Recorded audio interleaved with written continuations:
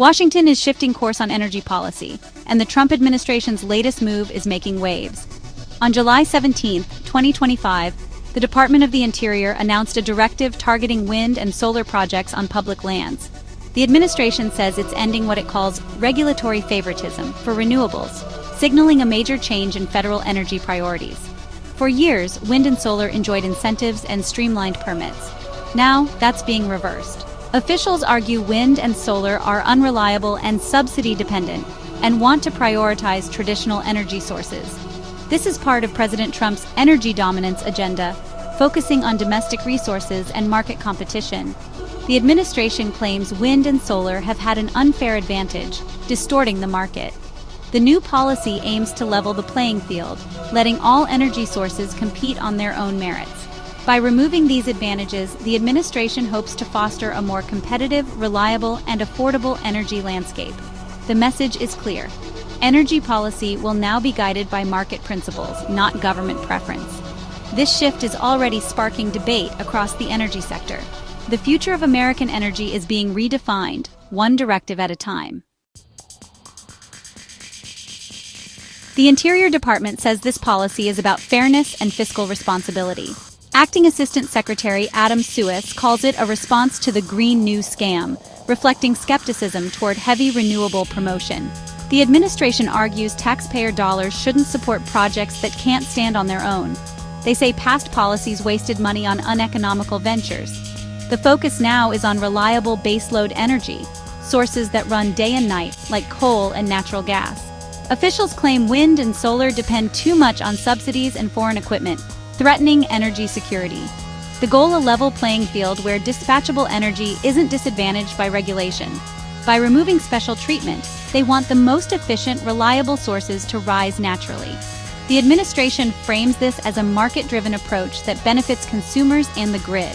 Critics argue the previous administration favored renewables in permitting, creating an unfair system. The new directive is meant to ensure all projects face the same strict standards. The administration insists this is about restoring balance and removing bias from federal oversight. The new policy tightens oversight on wind and solar projects. Every step, from leases to construction plans, now faces extra scrutiny from top Interior officials. The Office of the Secretary will review all major decisions, ensuring alignment with the administration's priorities. This applies to new leases, rights-of-way, and federal grants for renewables. The aim: prevent flawed projects and enforce higher standards. The directive also ends financial incentives for wind and solar, implementing the One Big Beautiful Bill Act. Discounts on fees are gone, forcing projects to pay full costs and prove their market viability. This follows President Trump's executive order to end market-distorting subsidies for renewables. The administration hopes these changes will redirect investment toward traditional domestic energy. The energy landscape is being reshaped, one regulation at a time. At the core of this policy is a debate over reliability. The Trump administration argues wind and solar are too variable, making the grid unstable. They say coal and natural gas are dispatchable, always available when needed. Renewable advocates counter that modern technology, like battery storage, can manage variability. They note all energy sources have vulnerabilities, and reliability is about system resilience, not just constant output. Subsidies are another flashpoint. The administration claims renewables can't compete without government help. Critics point out fossil fuels have long received subsidies too. The real debate: which subsidies are justified, and what kind of energy future should America pursue?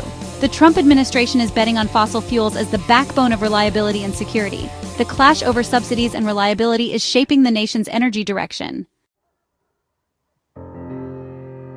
This directive marks a turning point for U.S. energy policy. By ending subsidies and regulatory advantages for renewables, the administration is prioritizing coal and natural gas. The decision will impact investment, jobs, and America's climate goals for years to come. National security is a key argument. Officials warn that relying on foreign-made renewables is risky. The administration says domestic energy strengthens independence and protects taxpayers. Critics warn this could slow renewable growth and affect electricity costs. The debate now centers on reliability, cost, and the right balance for America's energy future. The Trump administration has made its choice.